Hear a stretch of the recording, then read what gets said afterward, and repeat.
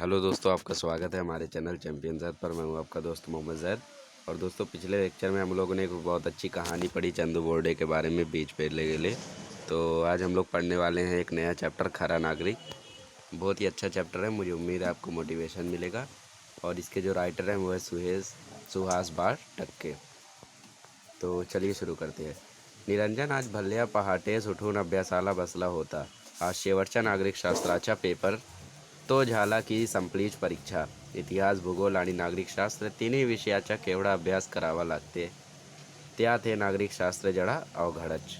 मतलब निरंजन कोई बच्चा है यहाँ पे जो सुबह सुबह उठ के, अर्ली मॉर्निंग उठ के अभ्यास कर रहा है। और आज आखिरी पेपर है नागरिकशास्त्र, मतलब सिविक्स का पेपर है आज। और ये ख़त्म हुआ कि समझ लो परीक्षा ख़त्म। इतिहास, भूगोल और नागरिक शास्त्र में जो सबसे कठिन पेपर है वो है नागरिक शास्त्र। थोड़ा सा मुश्किल होता है, तो इसके लिए अभ्यास ज़्यादा करना पड़ता है। इसीलिए निरंजन जो है वो एकदम सुबह सुबह उठा। अवघड़ मतलब दोस्तों कठिन, और अभ्यास मतलब प्रैक्टिस, होमवर्क। भल्ल्या पहाटेस मतलब अर्ली मॉर्निंग. पहाटेची सकाळची वेळ अभ्यासाला योग्य असते. हा भडसावळे गुरुजींनी दिलेला सल्ला अगदी योग्य होता. मतलब कोई भडसावड़े गुरुजी हैं जो कहते हैं कि सुबह सुबह अगर अभ्यास करो तो अच्छा रहता है। तो ये निरंजन के लिए बहुत ही अच्छा रहा। सकाळच्या टवटवीत आणि प्रसन्न वातावरणात अभ्यास खूपच छान होते। अभी उन्होंने कहा कि सुबह सुबह एकदम फ्रेश और आनंददायक वातावरण में जो अभ्यास होता है वो एकदम अच्छे से होता है। शरीर ही पुरेशा विश्रांतीमुळे ताजेतवानं बनलेला असतं. मतलब कि शरीर भी सो के उठने के बाद एकदम आराम रहता है और एकदम अच्छे से अभ्यास हो जाता है, कोई बोर नहीं लगता है वहाँ पे। नींद वीद तो एकदम नहीं रहती है। प्रसन्न वातावरणामुळे मन ही अभ्यास चटकन लाग शकतं. मतलब कि चटकन मतलब लवकर, जल्दी।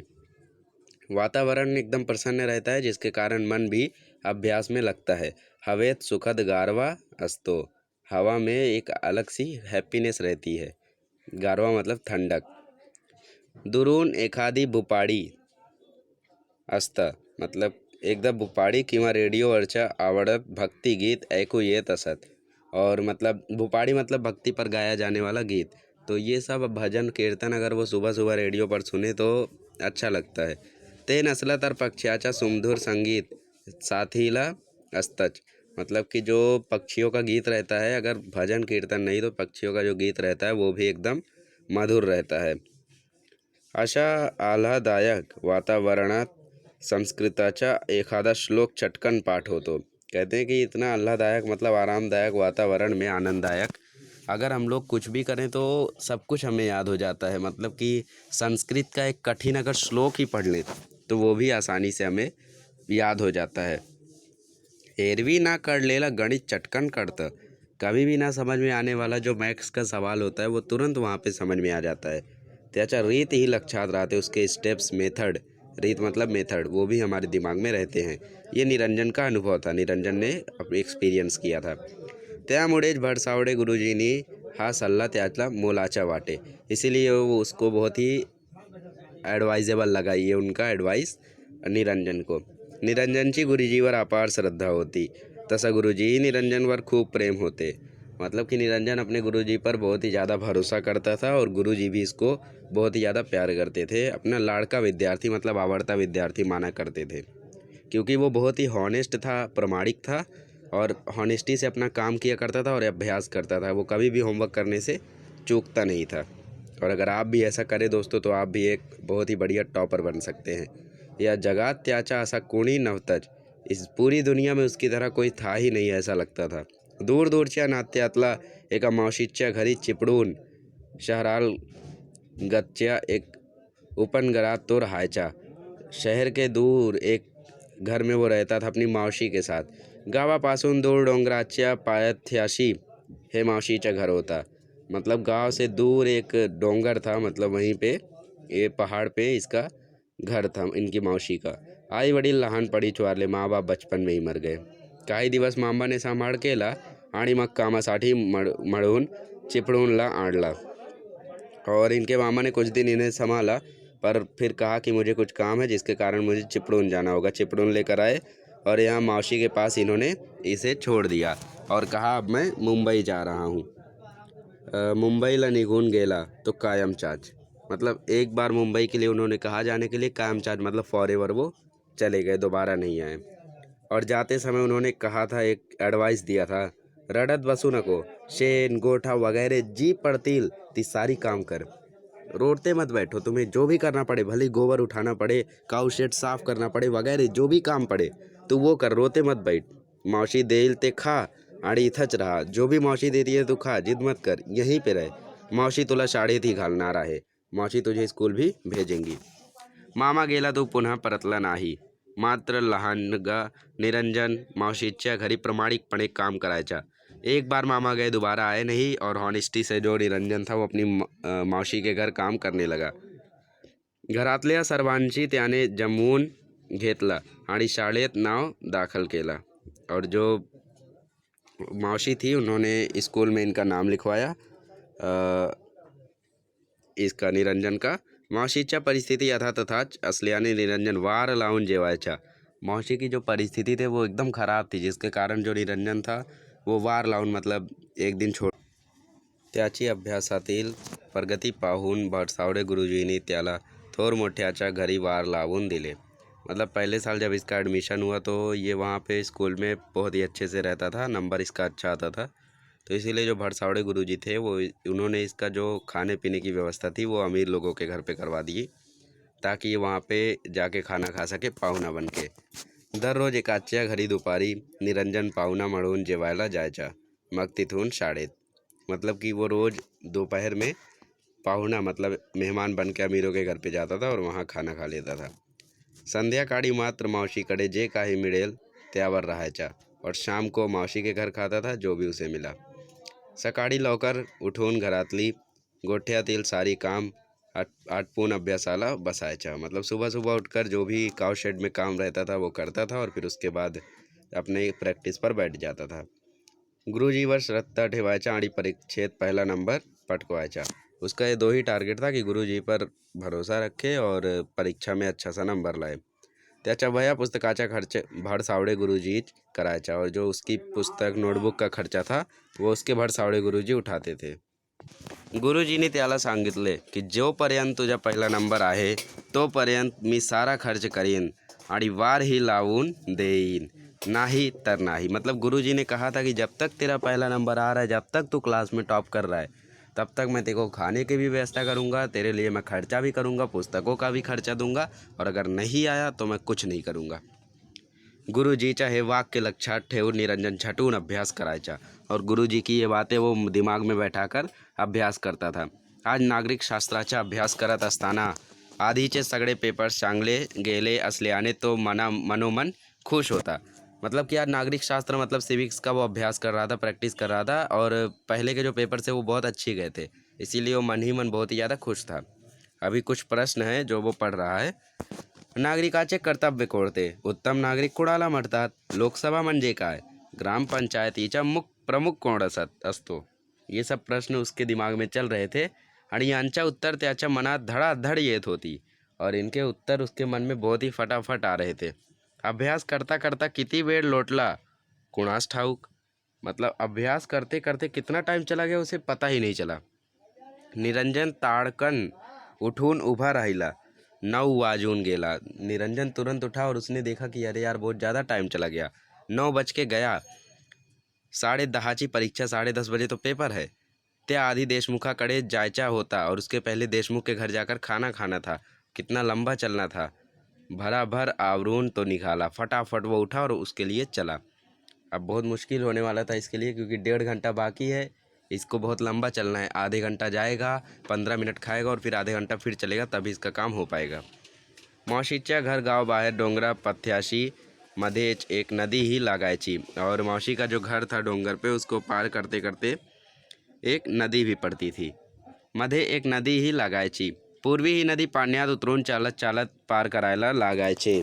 मतलब ये जो नदी थी इसको पानी में उतर के पार करना पड़ता था पहले, लेकिन अभी ऐसा नहीं था, क्योंकि पहाड़ के नीचे था मौसी का घर, तो नदी तो पड़ेगी वहाँ पे, और इसीलिए इसको उतर के नदी पार करनी पड़ती थी। पर अभी ऐसा नहीं है, अभी इसके लिए क्या बन गया है? जी हाँ, एक ब्रिज बन गया है। परंतु आता कोकण रेल्वे असल्याने रेल्वेचा छान पूल नदीवर आला। कोंकण रेलवे बनने के कारण एक पुल बना दिया गया है यहाँ पे, जिससे आसानी से हम लोग पार कर सकते हैं। पुलाच्या एक बाजूना लोकांसाठी पायवाटी ठेवली होती। एक फुटपाथ भी बनाया था जहाँ से लोग पार कर सके। पायवाटी मतलब फुटपाथ। या पुलामुळे आता जाना येणं सोपं झाला होता। इस पुल के कारण आना जाना बहुत ही आसान हो गया था। निरंजन अभ्यासाची मनात उजळणी करत झपाझप चालला होता। अभ्यास जो भी निरंजन ने किया था उसका रिवीजन करते करते निरंजन फटाफट चल रहा था। वाटेत त्याला भला मोठा दगड पडलेला दिसला और आगे जाते जाते उसे एक बहुत ही मोटा सा पत्थर दिखा। कोणीतरी कामासाठी घेतला आणि पुन्हा तसाच ठेवून दिला असेल, और उसने सोचा कि कोई काम के लिए किसी ने लिया होगा और फिर दोबारा यहीं पे रख दिया होगा, दोबारा उसे रखा नहीं होगा जहाँ पे रहना चाहिए था। निरंजन ने तो दगड उचलून बाजूला ठेवला और उसे उठाया निरंजन ने बाजू में रखा। त्याला लोकांची या बेफिकीर मतलब केयरलेस प्रवृत्ति भयंकर रागी, उसे बहुत गुस्सा आया इनकी ऐसी प्रवृत्ति पे, ऐसे नेचर, ऐसा स्वभाव पे। तुम्ही विसरलात पण दुसरा ठेच काढून जीवाला मुक्तो त्याचा काय, तुम भूल गए लेकिन दूसरे की जान पे खतरा है उसका क्या, असंच त्यानं म्हणणं, मतलब ऐसा उसने बोला। निरंजन पुलावर पोहोचला तेव्हा 9:30 वाजून गेले असते, और जब निरंजन पुल पर पहुंचा तो 9:30 बज के गए। अब 9:50 की एक गाड़ी आने वाली थी, धड़ धड़ आवाज़ करके पुल पर जाने वाली थी। ही कोंकण गाड़ी कितनी छान दिसते, अभी उसे कोंकण गाड़ी दिख रही है, वो कह रहा है कि ये कोंकण कितनी अच्छी दिख रही है गाड़ी। पण दिसते ना दिसते ते लगेच बोगद्यात शिरते। काय मजा येत असेल नाही गाडीतून जायला, मतलब कि वहाँ से जो टनल थी वहाँ से जब पार करती थी तो कितना मज़ा आता था। फिर निरंजन सोच रहा है कि कितना मज़ा आता होगा गाड़ी से जाने में, आपण ही मोठा झाल्यावर गाडीतून फिरू या विचाराने तो हरडून गेला। मतलब उसने सोचा कि मैं भी बड़ा होके गाड़ी चलाऊंगा, मतलब गाड़ी से घूमूंगा, ऐसा विचार से वो बहुत ही खुश हो गया। तोच त्याच्या लग डाव्या बाजूस रोडा खाली पडलेल्या भल्या मोठ्या भगदाकडे गेला, और तभी उसकी नज़र एक बहुत ही मोटे लेफ्ट साइड डाव्या एक बहुत ही बड़े से भगदाकडे, मतलब एक बहुत ही बड़े से होल पर गई। हे छिद्र कसला, वो होल कैसा था? रोज नसता बुवा, रोज तो नहीं रहता था। असा म्हणता त्यानं जवळ जाऊन पाहिला ती कोणीतरी कॉन्क्रीट फोडून रेल्वेचे रोड वेडे वाकडे करून ठेवले आज त्याच्या ध्यानी आलं। और जब पास जाके देखा तो वो एक गड्ढा नहीं था, जो रेलवे की कंक्रीट थी उसे किसी ने फोड़ दिया था, और ऐसा देखकर उसे आश्चर्य हुआ। रात्री 2 वाजता शेवटची गाड़ी इथून जाते, रात के 2 बजे आखिरी गाड़ी यहाँ से जाती है, तो हो सकता है सुबह किसी ने जाणीवपूर्वक मतलब जानबूझ के ऐसा किया। आता प्रवाशांनी भरलेली 9:50ची गाड़ी येईल, अभी जो प्रवासियों से भरी हुई 9:50 पे एक गाड़ी आएगी। निरंजन एकदम सावध झाला, निरंजन एकदम अलर्ट हो गया। गाड़ी आली तर भयंकर अपघात होईल, गाड़ी आई तो बहुत बड़ा एक्सीडेंट होगा, उसके दिमाग में आया। निरंजन नागरिक शास्त्राचा पेपर, देशमुखाकडे जेवण सारा विसरला। देशमुख के घर पे गया भी नहीं, और नागरिक शास्त्र का पेपर भी वो भूल चुका था। त्याच्या डोळ्यासमोर धडाधड आवाज करता येणारी रेल्वे गाडी दिसू लागली। उसकी आंखों के सामने सिर्फ गाड़ी दिख रही थी। कान ठळ्या भसवणारा आवाज व आड़ी लोकांच्या किंकाळ्या कानात घुमू लागल्या। अभी जो लोगों की ज़ोर ज़ोर से चिल्लाने की आवाज़ है उसके कानों में गूंजने लगी कि अभी तो एक्सीडेंट हो जाएगा, कितने सारे लोग मर जाएंगे। स्टेशन इथून खूब दूर होता है, यहाँ से बहुत दूर था, 3-4 किलोमीटर।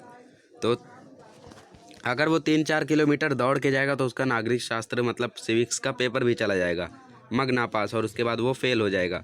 अब क्या होगा? भरसावड़े गुरुजीची मदद बंद। अब अगर ऐसा हुआ तो भरसावड़े गुरुजी मदद ही नहीं करेंगे। शिक्षण ही बंद, एजुकेशन भी बंद अभी तो, क्योंकि वो मदद नहीं करेंगे तो हमारी वह पुस्तक का खर्चा कौन उठाएगा, खाना कौन दिलाएगा, सब खत्म हो जाएगा। और रेलवे पे घूमने का मेरा सपना अपूर्ण मतलब अधूरा रह जाएगा। परंतु मन मनायला तैयार नव्हता। वो सोच रहा था कि मैं अब जाऊँ पेपर दूँ, लेकिन उसका मन मानने को तैयार नहीं था। त्याने क्षणभर विचार केला आणि स्टेशनच्या दिशेने धाव घेतली। उसने थोड़े समय के लिए विचार किया और फिर स्टेशन की तरफ फटाफट भागने लगा।